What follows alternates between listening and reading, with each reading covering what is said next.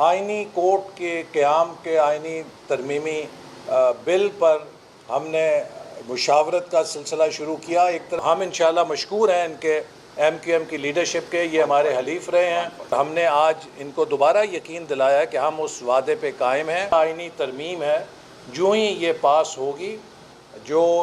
M Q M نے مسودہ دیا ہے اس کے اوپر ان کے ساتھ مل کر کام شروع کریں گے۔ آئینی کورٹ کے قیام کے آئینی ترمیمی بل پر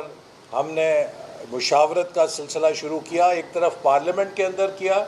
اور دوسری طرف اپنی تمام حلیف جماعتوں اور اپوزیشن جماعتوں کے ساتھ مل کر کیا۔ اور میں آپ کو یہ بتانا چاہتا ہوں، یہ فرق ہوتا ہے جمہوری طرز سیاست کا اور فسطائی طرز سیاست کا۔ جب فیٹف کے اوپر قانون سازی ہونی تھی تو ایک ہی دن میں اپوزیشن کے تمام اعتراضات کو اور تجاویز کو بلڈوز کر کے غالباً 22 قانون پاس کیے گئے تھے ایک ہی دن میں پی ٹی آئی کے دور حکومت میں، اور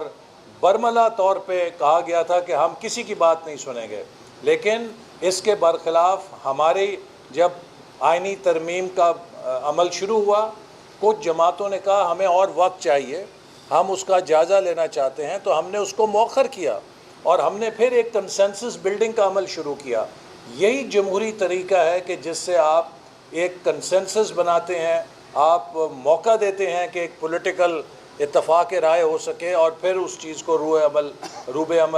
عمل لاتے ہیں۔ تو ہم انشاءاللہ مشکور ہیں ان کے ایم کیو ایم کی لیڈرشپ کے، یہ ہمارے حلیف رہے ہیں کہ یہ ہمارے ساتھ رہے ہیں اور ہم ان کے انشاءاللہ جو بھی کنسرنز ہیں پورے کریں گے۔ ایک اور جو بہت اہم چیز جس پر آج بات ہوئی، بلکہ دو چیزیں، ایک آرٹیکل 140A ہے جس پر ہماری حلیف جماعت ایم کیو ایم کا ہمیشہ سے اصرار رہا ہے اور وہ ہمارے بھی دل کے بہت قریب ہے، چونکہ ہم سمجھتے ہیں کہ اس ملک میں جب تک مؤثر فعال بلدیاتی ادارے قائم نہیں ہوں گے، جمہوریت کا ڈھانچہ نہ مکمل ہوگا، نہ مضبوط ہوگا اور نہ ہی اس میں پوری طرح عوام کی شراکت ہو سکتی ہے۔ تو ہم نے ایم کیو ایم کے ساتھ ایک معاہدہ اور یادداشت الیکشن سے پہلے دستخط کیے تھے کہ ہم مل کر پاکستان کے آئین میں ایسی ترمیم لانے کے لیے کام کریں گے جس سے کہ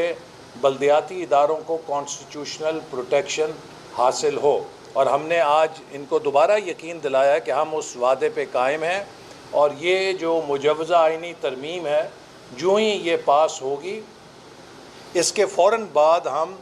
جو ایم کیو ایم نے مسودہ دیا ہے اس کے اوپر ان کے ساتھ مل کر دیگر جماعتوں کے ساتھ کنسنسس کے لیے کام شروع کریں گے اور کوشش کریں گے کہ جلد از جلد ہم بلدیاتی اداروں کے لیے آئینی ترمیم کے ذریعے کانسٹیٹیوشنل پروٹیکشن حاصل کر لیں، اور اس پر مسلم لیگ نون پوری طرح ایم کیو ایم کے ساتھ کمیٹڈ ہے۔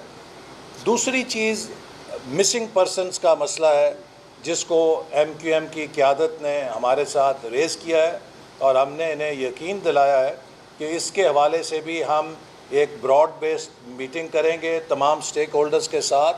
اور سب کے ساتھ مل کر کوشش کریں گے کہ اس مسئلے کا جلد از جلد حل تلاش کیا جائے، چونکہ یہ ہم سب کا فرض ہے، قطع نظر ہم کس جماعت سے تعلق رکھتے ہیں، کہ جو لوگوں کے بنیادی حقوق ہیں ان کی پاسداری کی جا سکے۔ تو اور اسی طرح جو کراچی کے اور حیدرآباد یا اربن ایریاز کے وفاقی حکومت کے بجٹ سے ڈیولپمنٹ پروجیکٹس ہیں، ان کے حوالے سے بھی ہماری بات چیت ہوئی ہے، اور ہم نے انہیں یقین دلایا ہے کہ ان پر تیزی سے کام کرنے کے لیے وفاقی حکومت ایم کیو ایم کی مشاورت سے کام کرے گی،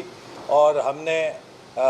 جو S I D C L کا ادارہ تھا اس کو ہم منسٹری آف ہاؤسنگ کے ماتحت کر دیا ہے، تاکہ وفاقی حکومت کے وہ پروجیکٹس جو پاک پی ڈبلیو ڈی کے ختم ہونے کی وجہ سے تھوڑے سے ویکیوم میں چلے گئے تھے، ان کو ہم اس کی نگرانی میں مکمل کرا سکیں اور کسی قسم کا اس میں تعطل نہ آئے، اور جو ڈیولپمنٹ کے پروجیکٹس ہیں ان پر کام فوری طور پہ شروع کیا جا سکے۔